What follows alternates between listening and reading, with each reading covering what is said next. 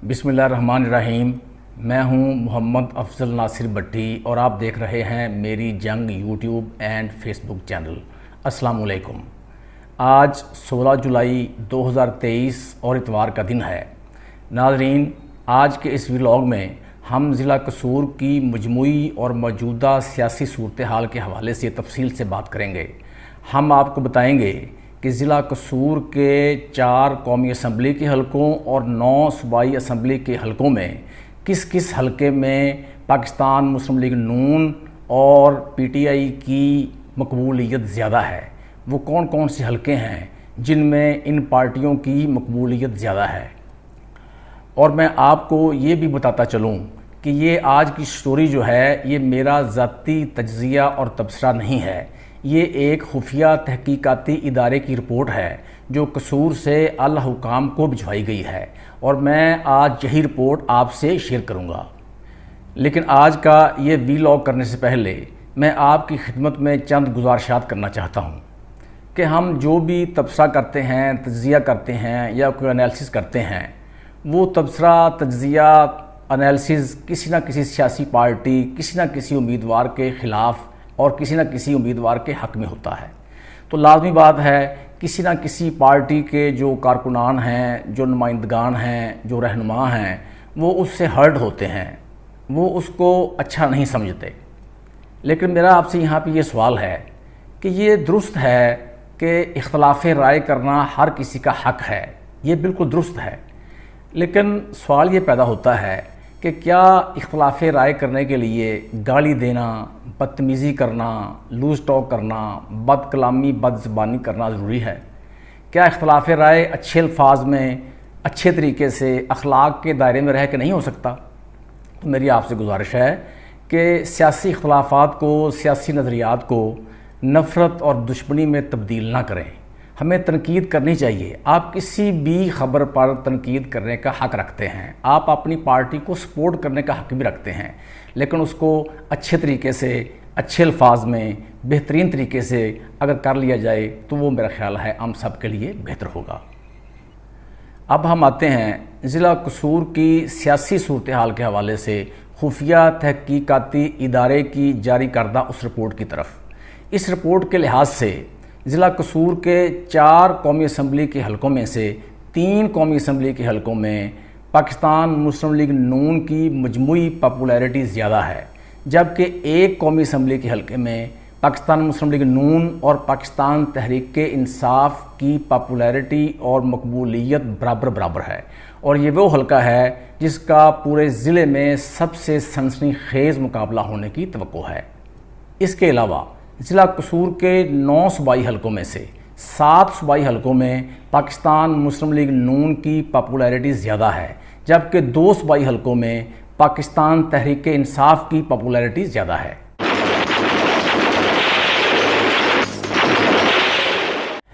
अब हम आपको तफसील से बताते हैं कि ज़िला कसूर के तमाम कौमी असम्बली के हलकों और तमाम सूबाई असम्बली के हलकों में पाकिस्तान मुस्लिम लीग नून और पाकिस्तान तहरीक इंसाफ की कितनी कितनी मकबूलियत है।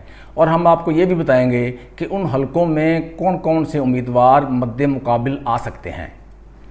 जी नाज़रीन, सबसे पहले हम आते हैं ज़िला कसूर के 4 कौमी असम्बली के हलकों की तरफ। सबसे पहले जो हलका है वो है NA 131 कसूर। इसमें जो पाकिस्तान मुस्लिम लीग नून की पॉपुलैरिटी है वो है 45% यानी 45%, जबकि पाकिस्तान तहरीक इंसाफ की जो पॉपुलैरिटी है वो है 35%। और इसमें जो पाकिस्तान मुस्लिम लीग नून के उम्मीदवार हैं वो जो MNA हैं मियाँ साद वसीम शेख, वही आइंदा इलेक्शन में भी उम्मीदवार होंगे पाकिस्तान मुस्लिम लीग नून के, जबकि PTI के उम्मीदवार का फ़िलहाल तो फ़ैसला नहीं हुआ था। लेकिन इस हलका में जो उम्मीदवार सामने आए थे वो नदीम हारून ख़ान साहब हैं, आगा नवीद हाशिम रिजवी साहब हैं, हाजी मकसूद साबिर अंसारी साहब हैं। इसके बाद जो हलका आता है वो है NA 132। इसमें पाकिस्तान मुस्लिम लीग नून की मकबूलियत है 40% यानी 40%, जबकि पाकिस्तान तहरीक इंसाफ की मकबूलियत है 30%। इस हलके में جو موجودہ ایم این اے ہیں ملک رشید احمد خان صاحب، وہی پاکستان مسلم لیگ نون کے آئندہ الیکشن میں امیدوار ہوں گے، جبکہ پی ٹی آئی کے امیدوار جو ہیں وہ سردار راشد طفیل صاحب ہو سکتے ہیں۔ اب ہم آتے ہیں NA 133 کی طرف۔ یہ جو قومی اسمبلی کا حلقہ ہے یہ چونیا کا حلقہ ہے۔ اس میں پاکستان مسلم لیگ نون کی پاپولیرٹی جو ہے وہ ہے 35%، جبکہ پاکستان تحریک انصاف کی جو مقبولیت ہے وہ ہے 30%۔ اس حلقہ میں جو پاکستان مسلم لیگ نون کے ایم این اے ہیں رانا محمد اسحاق خان، یہی آئندہ الیکشن میں بھی پاکستان مسلم لیگ نون کے امیدوار ہوں گے، جبکہ اس حلقہ میں پاکستان تحریک انصاف کی طرف سے عظیم الدین لکھوی صاحب امیدوار ہو سکتے ہیں۔ اس کے بعد ہم ذکر کرتے ہیں قومی اسمبلی حلقہ NA 134 پتوکی کا۔ یہاں پر جو پاکستان مسلم لیگ نون اور پاکستان تحریک انصاف کی پاپولیرٹی ہے وہ 40% ہے، یعنی دونوں جماعتوں کی مقبولیت کا گراف اس حلقہ میں برابر ہے۔ اور ناظرین، یہ وہ حلقہ ہے جہاں پر گزشتہ الیکشن میں بھی سب سے سنسنی خیز اور کانٹے دار مقابلہ ہوا تھا رانا حیات صاحب اور طالب حسن نقئی صاحب کے درمیان۔ اس حلقہ میں پاکستان تحریک انصاف کے امیدوار طالب حسن نقئی صاحب کامیاب ہوئے تھے۔ یہ صرف 249 ووٹوں سے الیکشن جیتے تھے پاکستان تحریک انصاف کے طالب حسن نقئی صاحب۔ طالب حسن نقئی صاحب نے مجموعی طور پر 1,24,644 ووٹ حاصل کیے تھے، جبکہ پاکستان مسلم لیگ نون کے امیدوار رانا محمد حیات خان صاحب نے 1,24,395 ووٹ حاصل کیے تھے۔ اور آئندہ الیکشن میں بھی، آئندہ جنرل الیکشن میں بھی ضلع قصور کا سب سے اصحاب شکل مقابلہ اسی حلقہ میں متوقع ہے۔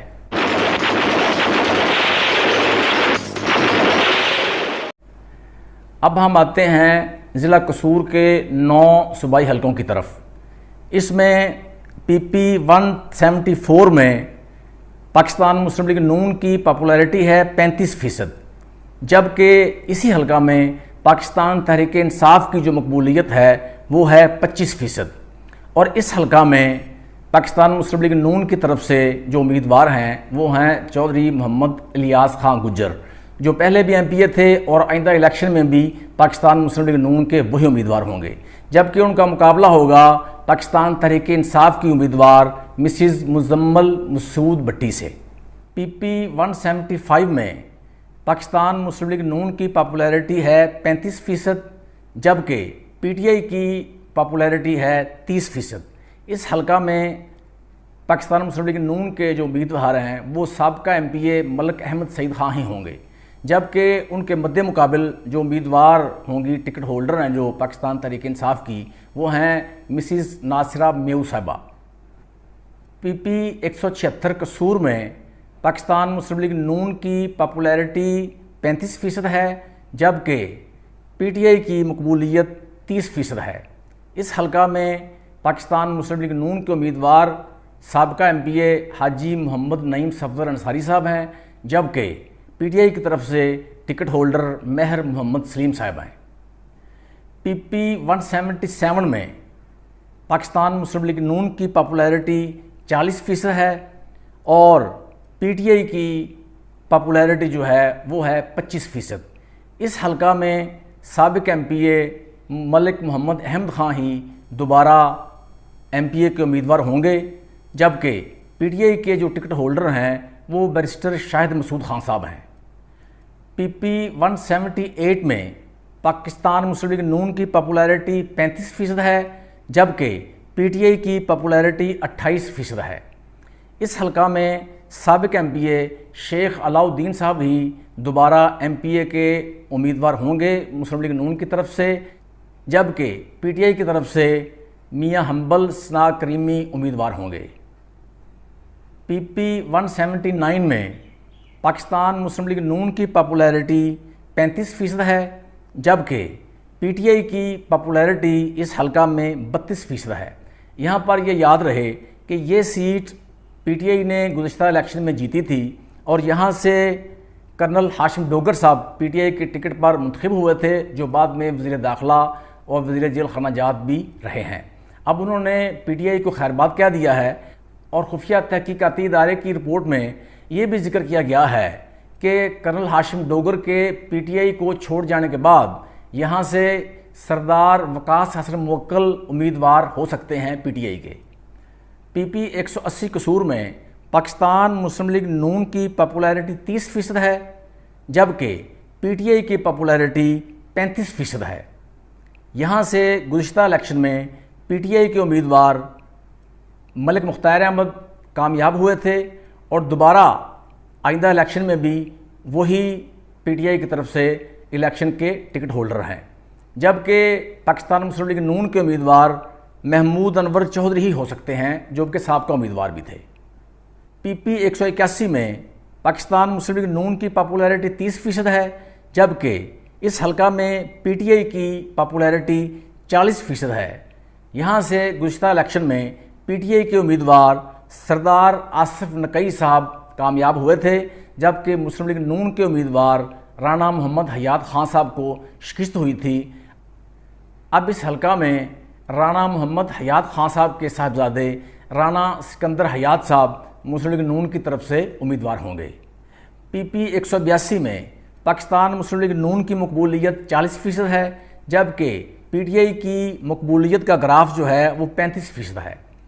اس حلقہ میں گزشتہ الیکشن میں پاکستان مسلم لیگ نون کی طرف سے رانا محمد اقبال خان صاحب کامیاب ہوئے تھے، جبکہ رانا محمد اسلم صاحب نے گزشتہ الیکشن میں پی ٹی آئی کی ٹکٹ پر الیکشن لڑا تھا، اور آئندہ بھی وہی ٹکٹ ہولڈر ہیں، رانا محمد اسلم صاحب ہی پی ٹی آئی کی ٹکٹ پر اس حلقہ سے الیکشن لڑیں گے۔